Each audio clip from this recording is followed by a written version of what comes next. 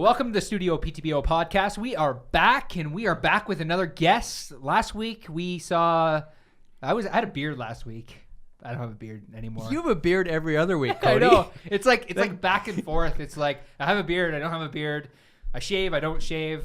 I haven't decided what I want to do with my life yet. You're confused. You're young. I'm super confused. I figured it out. It's just a little bit of stubble a little always. bit of stubble, never a full beard and never go without. So, but we have a guest today. We do. Michelle I don't have a Ferreri. beard. You don't have a beard? No. That's very disappointing. Yeah. That's not part of Michelle Ferreri's game plan. Michelle, thanks for coming on the podcast today. This is great. Thanks for having me. Michelle, for those that don't know, is a digital storyteller, content creator, MC, many events. She has her own social media channels, huge on social media, on Facebook, Instagram, Twitter. She has a new show called Michelle Live. Mm-hmm. Yeah, Michelle Live and Show, yeah. Well, I'm like... Michelle Live and Show? Yeah, I was surprised to remember that. Yeah.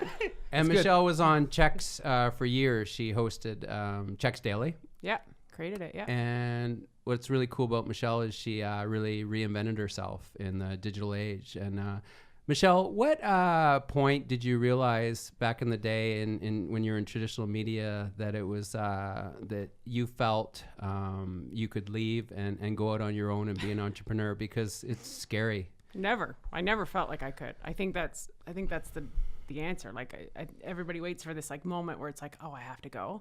It doesn't. You're always afraid. Like you're always worried. You're always afraid. But that's what I always say. I'm like, misery is the best motivator in the world. It's like, and for somebody who's an optimist or an opportunist, and you're bringing in this like crappy energy every day, and you're like, I'm not even happy anymore. And then you go to your bosses and you try to make it work, and you try and you try and you try and you try and you try and you try some more, and then you just have to take the leap. And so that's what I did. Was it a gradual thing with you then? If there wasn't this one moment, this serendipitous moment, I mean, with other people, it happens when HR comes in and says... I was an HR nightmare. Yeah. Some people just get fired. Yeah. That's right.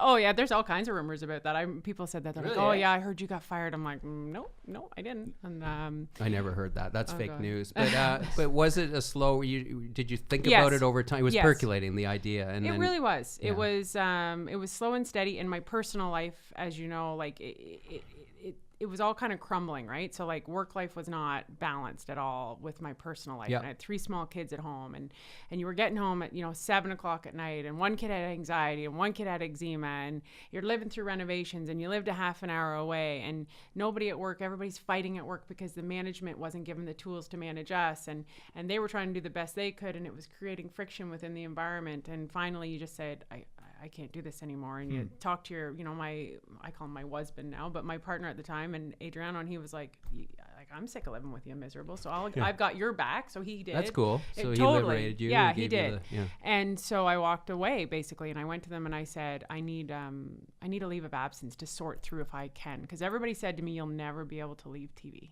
Really? Oh yeah. They said, no, you'll never be Inside able to. and outside the industry? What do you think it was? Like, what do you mean, like, never leave TV? Like, was it... I think a lot of people... Well, like, here's a frank discussion. I mean, a lot of people in the media are adrenaline junkies. Okay, like that's a something I don't think a lot of people talk about.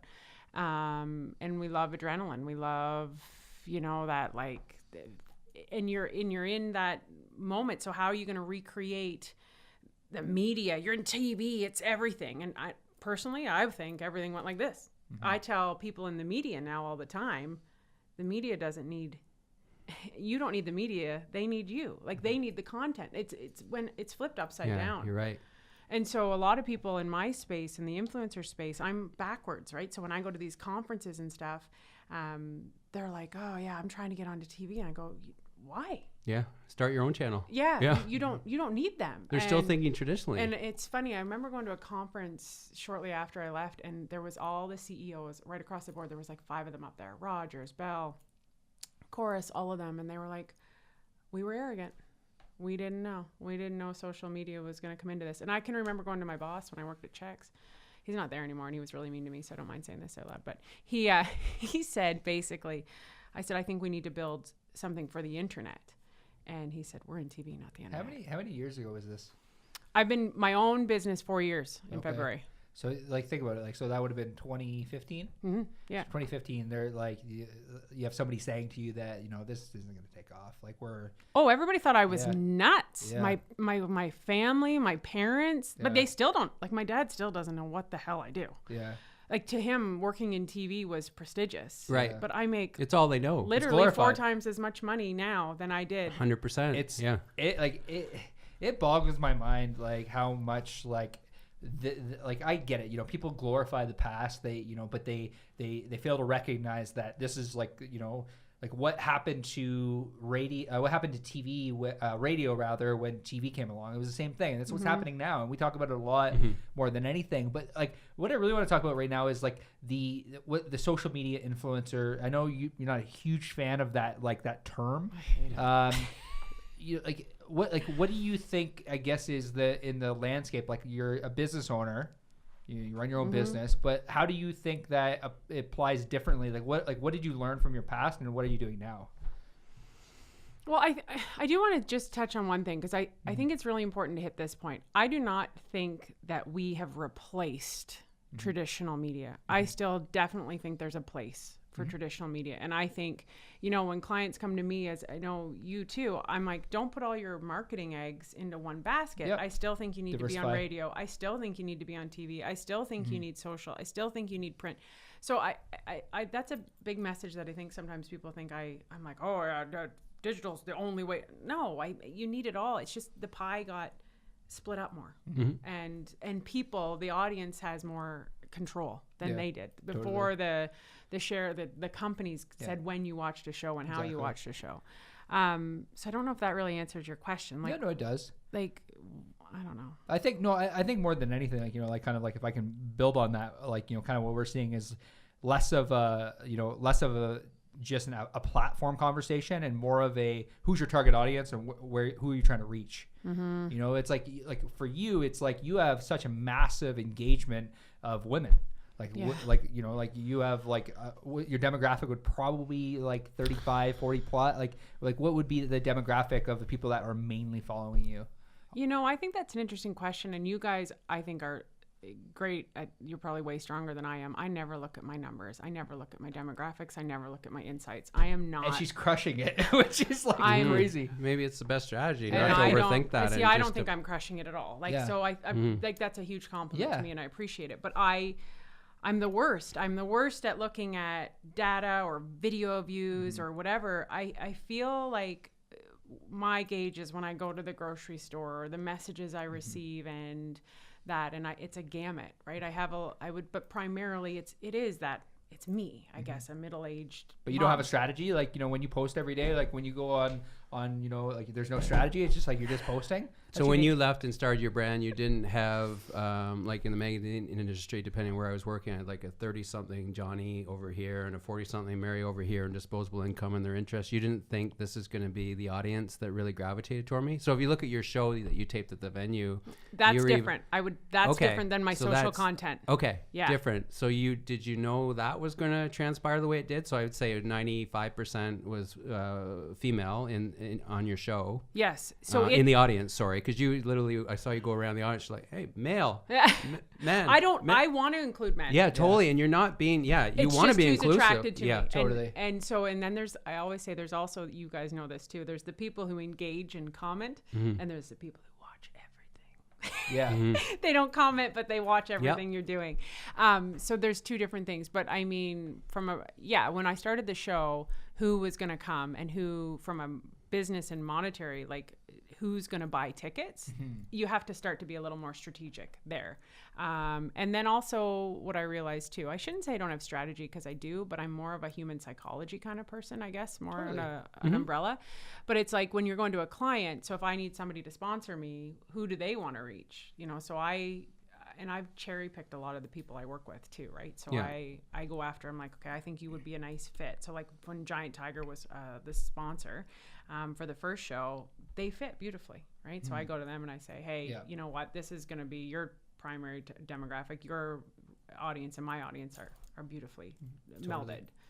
So you're very thoughtful about that. I mean, you don't just go out in left field with pitches to clients. That it has to be very strategic and tactical. well, if I can't compromise because I'm a person. Mm-hmm. If I endorse a brand or work with a brand that has nothing to do with my values, There's a disconnect on it all totally levels. it devalues me. How do you tell, like, maybe like a question specifically for other influencers or micro influencers?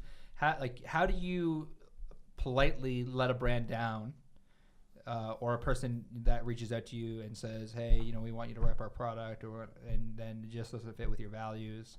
Like, what do you say to them? And does that happen? And does it happen? It does happen. Okay. And I think some people still don't know what we do. Like, they don't understand the business model. And so sometimes it comes from a place of genuine lack of education. Okay. And so, like, for example, I got a message the other day and a girl was like, I started a business. I was hoping you could just tell everybody about it. I'm like, okay. So do you just expect everybody to come to your business and take your product away for free? People don't know that the value that comes with my service. So sometimes that's a conversation that needs to be had. That was But my I- wife. I'm sorry she asked you that. No, I'm just kidding. But I do think I don't think that's ignorant. Yeah. I just No, don't we get think that too. You We right? get You that understand too. Yeah. it 100%. On PTBO Canada all the time we People get that. think I just go out and share stories, Yeah. and I do share I stories do, for but fun. it's a mix of But I have a editorial bit- and advertorial. yes, 100%. Yes. And Yeah. so there's an education piece, 100%. I think, Yeah. that is still very new. It's like I had a meeting with a big client yesterday, and I was really nervous going in because I still am like, I laugh afterward because every meeting I ever went into when I didn't work for myself was a discipline meeting. It was never you were doing a good job. It was never we value you. It was never any of those things. It was like, we don't like how you look. We don't like what you say. Shut your mouth, blah, blah, blah. And so I always go into a meeting and I always Feel think like I'm you're in the going to get, I principal's think I'm going office? to get fired. No Yeah. matter what I do, I'm like, they're going to fire me. They're going to fire me. They're going to fire me. And anyway, I hand them the stats and the analytics. I'm like, how do you guys feel about everything? And they're like, honestly, we don't even know what to expect from you because we don't even know what you do. New frontier. It is. Yeah. And that's That is the best. but it's But they're honest we about have it. we have but a they huge know advantage. it's working. Good, they're honest. Yeah. Yeah. We Yes, do have a huge advantage. We do. I think and I really want to take this moment if people are watching and listening to this, because They aren't. if there's half a person listening right now, the fact that we're talking to each other, one of my biggest pet peeves, if I was going to go off on a rant here, is that people see each other in the media. And when I worked in the media, they saw everybody as a threat. Mm-hmm. They still do. And yes, I know. Oh, okay. That's my You're, point. you're a threat. That's why the mic is here. Like, But the fact, like, You're to not me, a it's that's my I point. never I'm seen you here. as a threat. I've loved it, what you do. And that's It's what I I don't think like that. So I have a hard time understanding how others think. And I'm like, I'm a little tiny little thing. No, you're you a know, threat. And Yeah. No, we're all a threat to media. When I started PTBO Canada, I came to town. You and I had conversations about this. Yes. I was seen as a disruptor. Neil, you can't do that. You can't come into the city and do this. It's not going to work. I'm like, yes, it is. And guys, just chill. It's a collab. It's no big. It's part of the media ecosystem. you need somebody who Yeah. drives and is a friendly, you motivator. It's like, that's cool. I understand. I get it. I understand. Yeah, the it happens in every conversation. market. It It's happens not in like every it's- market, but I understand, like, especially with with digital. Like, I understand is like there is not really any measurable way of knowing whether the actual traditional method is working, and they're scared of that. I'm just being honest. They are. There is actually, direct ROI, direct conversion that can be tracked. Even with that, like, if somebody watches 50% of your video, you know that. Or if you get, a post that goes viral, which that you had the EpiPen video that went viral. Oh, I thought you were talking about my separation video. I'm like, that was way better. What separation video? Oh, that was the one where I saw that. Yeah. I never saw that. Yeah. You didn't target me. No, but I was in traditional. Like, I was in print. I loved print, but it was dying.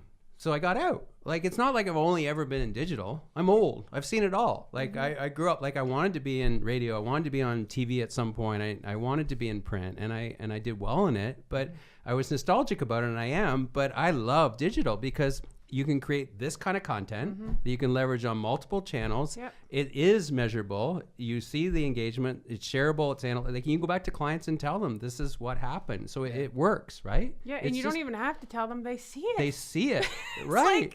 It's not like they didn't miss it because they didn't turn on the 6 o'clock news, right? Or turn on the radio at 9 in the morning. It's like it's on demand. They can see it. It's beautiful. Like I feel blessed, and we talk about it all the time, to be around at this era. And Michelle, if you're around a different era, you couldn't have left TV. You were frustrated there, and maybe perhaps a bit of a toxic culture, which a lot of us have in our own. And I don't think that's a media thing. I think that's that's not a media thing. That's just jobs in general. 100%. And now what I realized, and you probably realized this, and you obviously just realized this. Took me till I was 35. I'm wired to not work for anyone. Yeah. And unfortunately, it was like I was a salmon going upstream for all my life.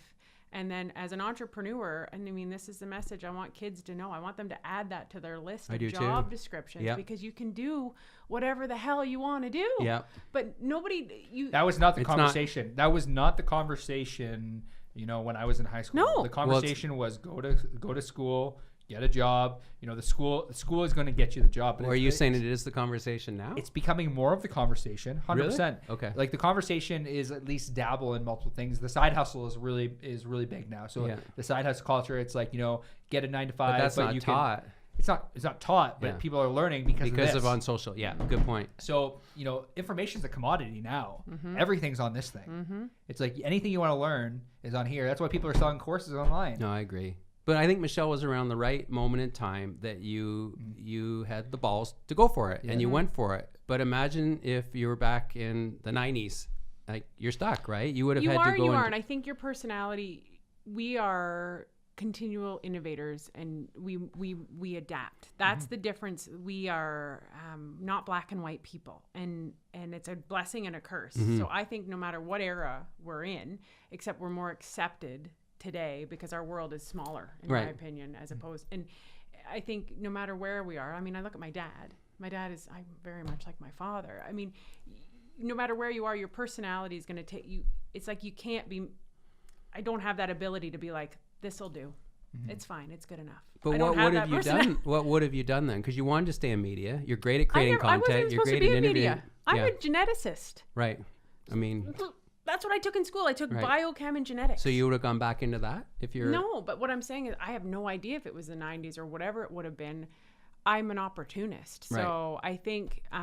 so that would have happened no matter what is what you're saying. You would have left figured out to do something else. Yeah, I would have not been content. I don't think I would have been content working for anyone unless...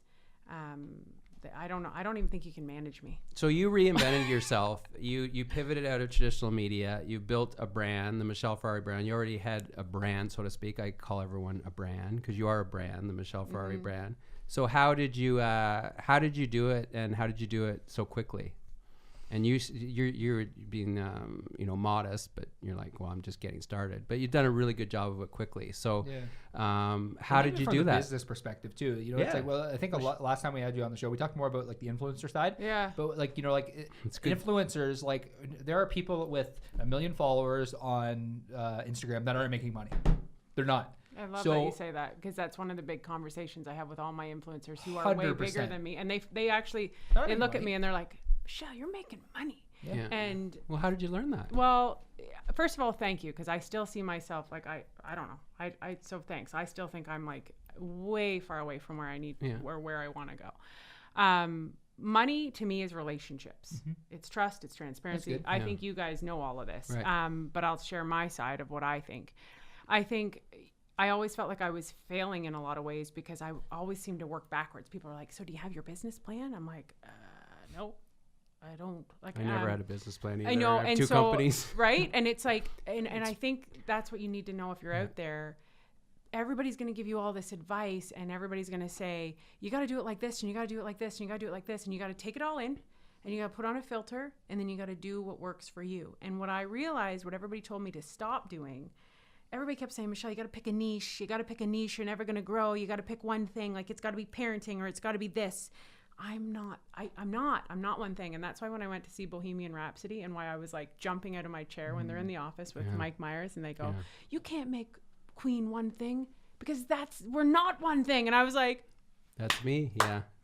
And so when you realize who you are and what you are, everything starts to become, again, like you're the trout going with the salmon. So to answer your question, making money, know your value, know the relationships, and the biggest thing that I think people don't do is they don't ask. Mm-hmm. They don't ask, and it's That's been coming up a lot lately. Is people just don't ask. It's such a simpler, but the reason people don't ask is because they're not confident or they don't know their value. Yep. And when you don't know your value, you don't know how to ask, and you second guess yourself. And this all comes back to the conversation we were having before we started of school and confidence in yourself and self-worth. And I know you guys love Gary, and Gary will talk. I don't know if you saw that clip on his Instagram. I just loved it, and he got into a bit of a scrap on the talk show about education and social intelligence and why this is not a bad thing. And I just loved it. Yeah, and Michelle's referring to Gary Vaynerchuk, who is one of the entrepreneurs in the world right now. He basically created the culture around liberating yourself, empowering yourself. Just go for it. School isn't necessarily the answer for everyone. It's just like you're saying, it's being very self-aware about who you are and not having to sort of dictate your life according to how other people are telling you to live your life, right? Yeah, it's Which true. So many people do, following these traditional rules of engagement and structure that you have to follow in life. And, you know, I feel like right now we're in such a disruptive era that it is empowering and it is liberating. It certainly has been for us, for Cody, starting this company, for you, for my daughters, Avery and Chloe. I always tell them too, like, and for your kids, that now more than ever, we're sort of at this moment of the time with technology that you really you can create anything, right? You can really be who you want to be, and I only see the pros. And I know there's cons to social media, especially among youth with bullying and stuff like that, and you know, identity, how you view yourself. But I just feel I think a lot of that comes back on parenting, though. Yeah, I really do too. I think that's accountability and raising your kids, and this is life. This is reality, and so it's our job as we can't hide from it. No, it's our parents to teach them how to manage it. But the problem is there's a whole era of parents who don't know how to manage it because they don't even know how to work it. Right. That's what we're here for. Yeah. Social media consultation. If you would like a social media consultation with Neil Morton. So Michelle's brand, what you're saying, you feel like you're just at the beginning of your journey, and you know, I feel the same way in some respect. It's a healthy thing to you never want to feel like you made it. You It's always always want to changing too. Like that's the biggest thing that I love about these platforms. They're always changing, always evolving. You're always like, you know, one day, you know, you have to do things this way, and the next day you're like, holy crap, everything just changed on me. Which suits my personality Totally. perfectly. Yeah. squirrel. Me as You well. squirrel too. Yeah, well, I hate that term in a way because I feel like it's a derogatory thing. And I remember, I don't know if it was, I love maybe it. it was you I love that being posted called the a beta. squirrel. Was it you that posted the beta brain thing one time? No. But I'm But like, I mean it in the most positive sense. In the same way I mean hustle. Like some people think hustle is a negative. Like you're trying to, like, it's a good thing. Well, It hustle means can drawing be a your- negative thing. So Yeah, but not- you and I are in disagreement in this. Hustle can be a negative thing because people think that if you hustle, and you like, you know, like it's the work hard versus work smart. It's like you need a strategy, and the issue with hustle is like I'm hustling is like they don't have a strategy to implement the hustle, and then they just keep going in circles. Right, in the It's hamster like, wheel, yeah. It's the hamster wheel thing. Yeah. So I understand what you're saying with hustle. Like hustle is important. You To need me, to work the hard. hustle is it finding your also has a passion. stigma attached. Yeah, to it does I have a think it has stigma. like But that. it's like old anything. It's school- like influencer has, Yeah. you know, a stigma attached. What to doesn't it. have a stigma attached to Everything does. Everything has Hey, stigma. squirrel. Everything's Yeah. stigma. it? Seriously, Right? what Yeah. doesn't anymore? Yeah. But tell me about, I am curious. So what is your game plan, Michelle? Like, I was super impressed by your show you created. Like, it was really high quality. Do you want to scale that more in terms of frequency, you know, out of Peterborough someday, or what are your goals? It's really funny you ask me this at this very moment. First of all, thank you. And it's not my show, I can tell you that, because you know the guy sitting in the next room beside you was a huge part of it. Yeah. And there was a whole team of Rob people. Viscardis. And Am I'll I tell saying you- that right? Yes, you Viscardis? are. Viscardis, you got it. First time ever. That a boy. Yeah. One of my biggest moments, you know how you have like moments in your life when you would reflect, is sitting at a table with like all of these people, and it's this idea that I have of a talk show, and they're all like, yeah. And I'm like, wow. That's Like cool. that was honestly the coolest feeling, to have people believe Goosebumps. in you, like Yeah. believe in you. Mhm. And so they all, like, I could not have done anything without everyone that was a part of that amazing. and continues to do it. So, and it's ironic, and you know, I don't know how much time we have, and if you want me to stop talking No, at I any want you to keep time. going. I recently got approached to go to a conference, It's an invite only. They look at your applications or referral. So I was referred to by somebody, you guys probably know who he is, Giovanni Marsucco. He does Archangel. He's in the black belt group with me. Okay, cool. Yeah. So anyway, so he recommends me to this conference. It's called the Unfair Advantage. Yeah. And it's in New York. It's in May. And anyway, so now I have to decide if I'm going to go. It's, you know, it's a big investment on my part, but I'm a big believer in investing financially in your personal. Like I really do. I ask people to do the same when they come to my show or work with me, right? So I'm a huge believer in you get what you give. I agree. Okay? Totally. We have similar mindsets, I think. But anyway, so my point is so, you know, I'm like, should I go? Should I not go? And there's an element, and I talk, you know, I don't talk about it a lot, but growth scares me because I feel like with growth comes a lot of headaches, and I love my community, and I don't want to travel. And I did the you know, do I want to be huge? Will I even ever make it? Do I think I'm talented enough? Quite frankly, actually, I do. Like, I really think I have a skill set and experience to do things. But there comes your own blockage of, do you actually want to go outside of that? My kids are my first priority. So then what happens if I grow and I'm traveling more and you know, what happens to my community? Well, I think when you grow, or any of us, we actually elevate our community. So I think that's a positive in a way. But I think it's a really big discussion that a lot of people don't have, that don't go to that next level, because the fear of growth is, I'm always growing, I'm always changing, but that big leap is scary for me. And, you know, we had this conference call, and he's like, you know, Michelle, you've got this, like, it's here for you, you know, you're ready to that next. It's fearful. Like, so when you ask me what I want to do, I don't, I know, and I don't know, you know, there's a piece of me that wanted to create this talk show because I want people to genuinely, my undercurrent always is mental health, and I want people to have a night out and a hot minute. Escapism. Like, you know, I want you to leave, and I want you to laugh, and I want you to connect with people that we don't have time to do with anymore. And I want you to reconnect with other people, and I want you to learn something, and I want you to move, and I want you to enjoy a night out and leave feeling the next day like, that was really, and memories. To me, memories are currency. So that was the undercurrent of the talk show, of why. But, you know, is it a social responsibility to make it bigger, or is it big enough? What's your bar for success? Yeah, I think it really comes down to, at the end of the day, it's like, how many people do you want to help? You know, I think if you flip it on its head and figure out, you know, it's like with more money, more meaning. You know, like with all that, I forget there. I agree with you, but I got 3 kids. That's what totally. I was. 100%, and I totally understand, because I'm in a totally different spot in life. I don't have 3 kids. Yeah. But yeah, it's hard. It's hard. Like I empathize. I don't know, because I don't have kids. Yeah, you're empowered by the life stage you're in, and you're confined by it too. And I think Michelle's being very, very self-aware. I've made decisions in my life based on my kids, and because my girls mean more to me than any, just like your kids do to you. That's right. But it's important for them too to see that you have your own ambitions in life and passions, because you want them to grow up and, you know, follow their passions and not just do nothing, mundane stuff. That's so I get what you're saying. I understand what you're saying. So let me flip it on the other end. Like, what about regret? Because regret is often, and Gary, you know, we'll come back to Gary. He often talks about, at the end of his life, you look back and you're like, what if I would have done this? Like, is that element as well, where it's like, you know, I always think in the back of my head where it's like, that thing that really like gets me off, like, you know, like, is helping people. Oh, now we're on that kind of podcast. Yeah, we're on that kind of, but it's helping other people.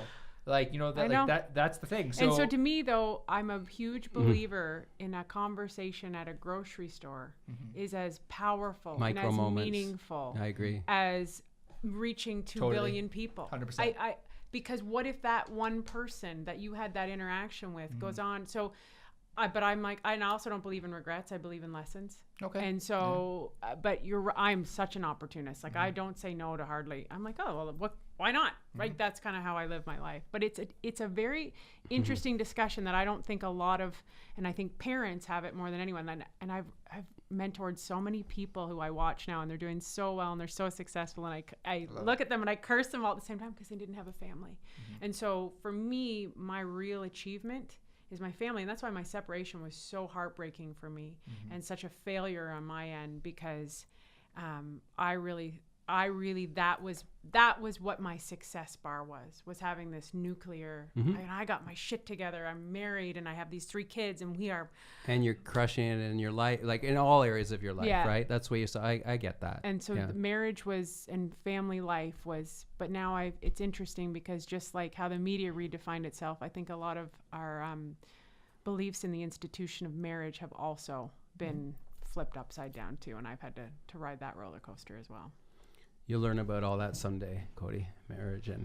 But it is partly like you, we've talked about it. You're liberated to go off to LA and do this, do that, like travel the world because of where you're at. You're not cemented or by anything. 100%. Like Do you believe in marriage?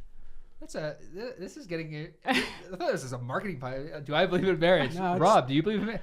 I don't know. I don't know. Like the reason I ask you that is because of your age difference, and I think there's a different. Yeah. And I don't think it's a right or wrong, but I think what we believed marriage to be even 20 years ago is completely. I think your generation and my kids' generation is going to think of it very differently. I was engaged once, like so. Like I don't know. Like you get to that point where like you're like, I have so many things I want to do. And I think that like a lot of people like my age are like, there's so many things that I want to do. And it's the element of like, now you see this and it's like, for me, it's like some people, I don't live this way. Like for me, it's not FOMO because I really feel like I'm living like what I'm supposed to be living.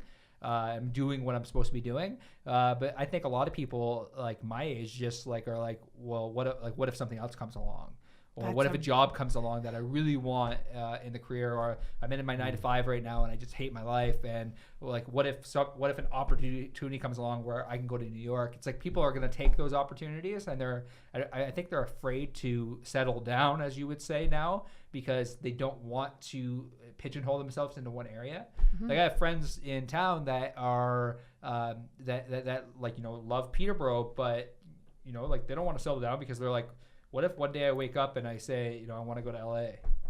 I ask myself that every single day. It's like, what if one day I just say, screw it, and I want to recreate this somewhere else? You know what I mean? Like you always ask that question to yourself. So I think. But when does that end? What if you're 80 and still saying that?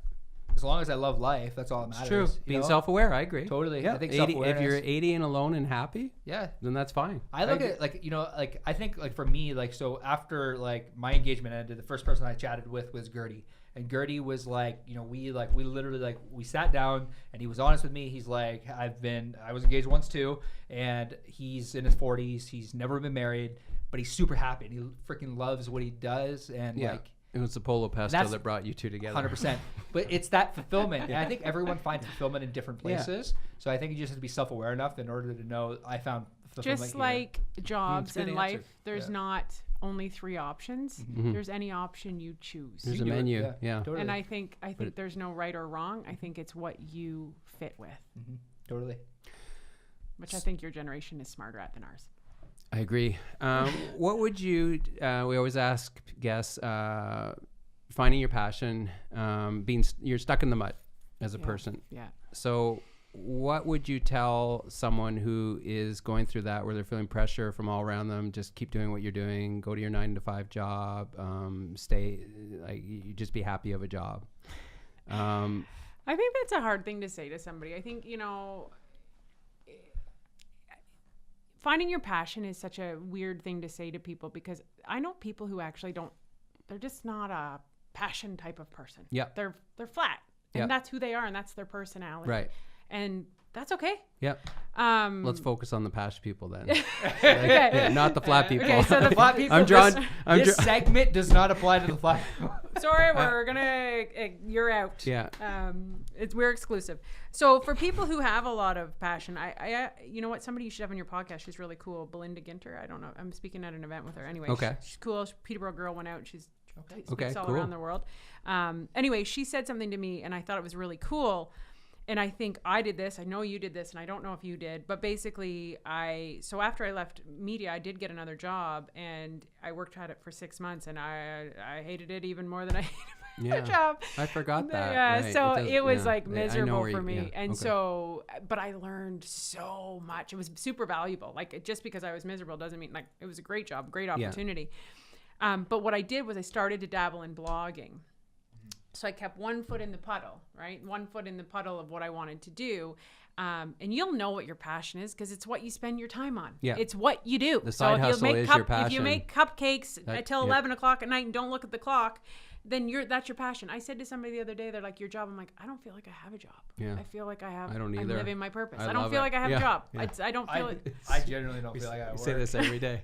So that's when you know what it is. So it's whether it's, for me, storytelling has been it's what I've done since I was this big.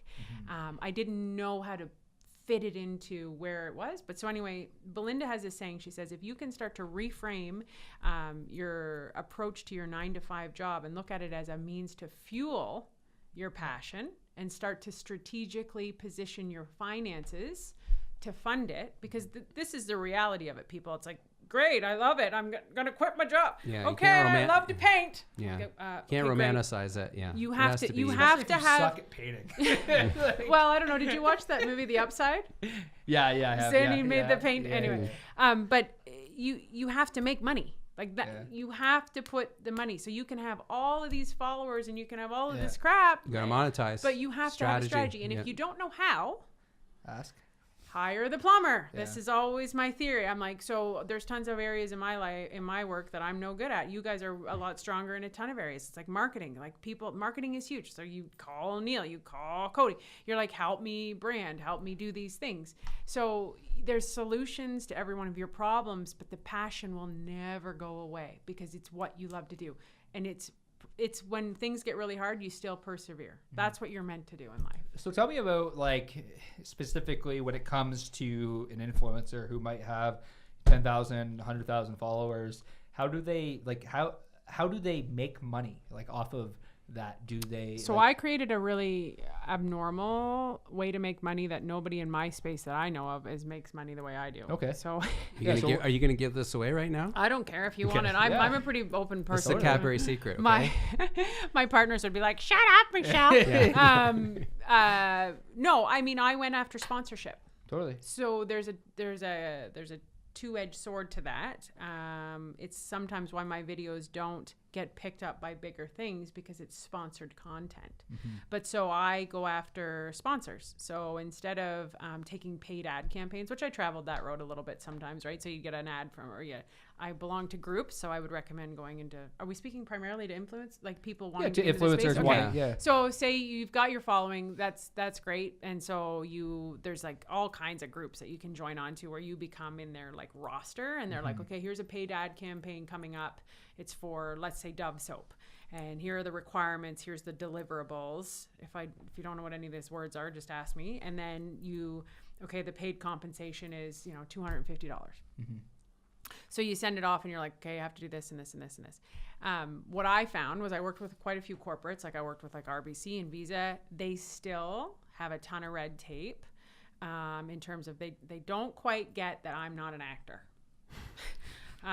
So I'm like, you need to hire somebody if you want me to say that. That's not what I'm going to say, because my audience is my audience. Yeah. You're paying me to reach my audience. Yeah, it's got to be authentic. If you're telling Can't me what be to scripted. say, it's not really going to work. So I kind of pulled back from it a little bit and started to mold my own. And I saw that I had value in the community. So I went after, I said, okay, like I said, I cherry picked, or a lot of people came to me, I'm very fortunate that way. And I went to relationships. It's all relationships. Everything's a relationship. Everything. If you don't have a relationship with somebody, you don't have trust, they're not going to listen to you. True. That's how you get in the door. It's why, totally. why is Neil letting me talk to him? Why is Cody? Because we trust each other. We have a relationship. I know who they are. I know their character. I know they're good people. So I built that up through years, and that's where my value comes in. That's how you have to know how to ask for money, because it's like, what's your value? Well, it's all this years of experience of knowing how to talk to people. And then, so I go to a sponsor and I say, listen, this is my idea. And I craft them a completely their own pitch. And I say, I'll give you this and this and this. What's your strategy? And this is how much money it's going to be. Yeah. Sweet. Simple as that. But Simple. some It's not- people do not have that extroverted personality, so they need an agent or a manager. So I have a ton of bloggers, and in particular, for whatever reason, I remember the first conference I went to, I was the most extroverted person there. Most of them are actually quite introverted. Interesting. You know, because they they're shooting by themselves here. Yeah. I love energy. It's why I wanted a live talk Right. show. Totally. Because my background's theater too, Sure. right? So I want to feed. You're right. I want At the this. energy. Feed off other people. But a lot of influencers, they don't. And so going and asking for money, like they're like, Michelle, can you just write down everything you just said? And it just rolls off my tongue. So sometimes I struggle. I wish I could like package my strategy. You should. I was just going to say should. that. You should Create start a coaching template. program. Yeah. I wish I could. Giovanni will tell you to do that. I don't know how to do it. So I would come to them and say, hey Yeah. guys, can you help me? Yeah. Because what is hard for me is I only know my lens. So I don't actually know, and this is one of my biggest pieces of advice I give to people out there. You actually don't know what your gift is because you don't see it. You just live with it. You're too close to it. Yeah. I didn't know what my gift was. I didn't know that my ability to talk to people and to make people comfortable and to share with me and to trust me was a gift. I didn't know that that was my X-Men superpower. I didn't know because I don't know any different. Totally. It's like, oh, you're allergic to peanut butter. Don't you miss the taste of it? No, I've never had it. I know. Yeah. So you actually often don't know what your passion is because it's just a part of you. Yep. It's a Totally. good answer. Yeah. That's good. So that's what I would say to people. So if you guys want to make me that coaching program and get Cody's it out on of it. me, He's already started. I saw him text. And making the ask, like you said, and not being fearful. A lot of people are never taught, again, in school, taught by their parents, like just ask.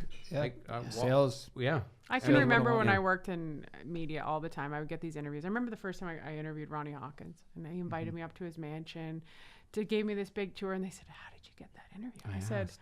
"Well, I picked up the phone and I said, 'Hi, can I come interview you?'" And they were like, "Are you serious?" Yeah. I said, "Yeah, That's all I did. that's all I Yeah. did." It's not that hard, but it's yeah, I think more people are going to be doing it. They're understanding that. They're seeing that anything's possible now. Totally. You know, it is the great equalizer, the internet, and anything's possible. And I think people like you, we really appreciate you coming on the podcast today, are inspiring people and empowering people. And I If think you can help me monetize and like take my brain and put it into that, that'd be we can make that happen. make that happen. Yeah. We'll be billionaires by October. Potentially, maybe December. Yeah, and I can tell that you're not you recognize you have to monetize it, but you're not in this for the money. No, and You're in it for the go talk to Bill Gates, go talk to Buffett, all of them. They're still working and they're worth building. They don't do it for the money. They do it because they do it for love the hustle. They No. do, but they can't help it. And people Yeah. say to me, they're like, "What's your retirement plan?" I'm like, I don't have one. "Why would I I retire?" don't want to retire. I And love guess my what? You don't always make it to retirement. Totally. So don't live for retirement. Right? You don't always. I'm gonna Live be for the now. One so, of the things I say to myself, I'm going to be Yeah. 80 in a flamingo on a pool. I say this, I'm like, Not you have me, man. 15 seconds left to live. yeah. You never know. You have what would you change? Mm-hmm. You have 15 seconds left to live. Who would you cut out of your life? Who would you keep in your life? Who do you need back in I your cut life? Cody out. You're going to have to leave. Yeah. Cut. Yeah.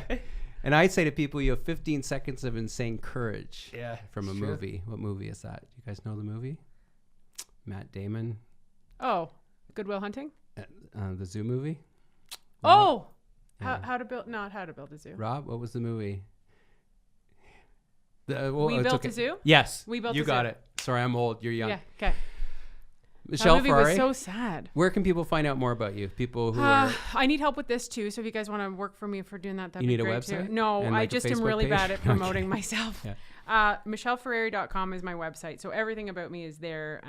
It's Ferreri, not ARI. She's a porn star. That would And, be that would be a really everybody's checking her out. Don't mess that up. That's a different parking with MF. Did I ever tell you that? I went and gave a talk at it was at a library in Norwood. Yeah. And the guy brings up this picture and he passes it to me and he goes, "Is this you?" And I go, "No, Ruby, that's Michelle Ferreri." Yes, that is amazing. He was like 85. He goes, "Oh shit." He's like, He was totally disappointed. Anyway, so MichelleFerreri.com. Ruby. Yeah, he's the You best. got my vote. And Instagram is MF Vlogger, VLOGGER. Twitter, I think, is the same thing. Love it. That's it. Thank you so much for coming on the show today. It was awesome. A lot of fun talking and ton of value today. So we were super happy. I love talking business. I could do it all day. Yeah. We'll do it again. Do it again soon. Yeah. Well, thank you for tuning into the Studio PTBO podcast. If you can like, share, do whatever you want to do on social media, tag, a few business owners. We have a Studio PTBO marketing hacks group as well. Recently started. It's doing extremely well. Just trying to provide massive value to business owners. Just help them grow and build their business online. So that'll be in the link below. So we look forward to seeing you. Thank you for tuning in.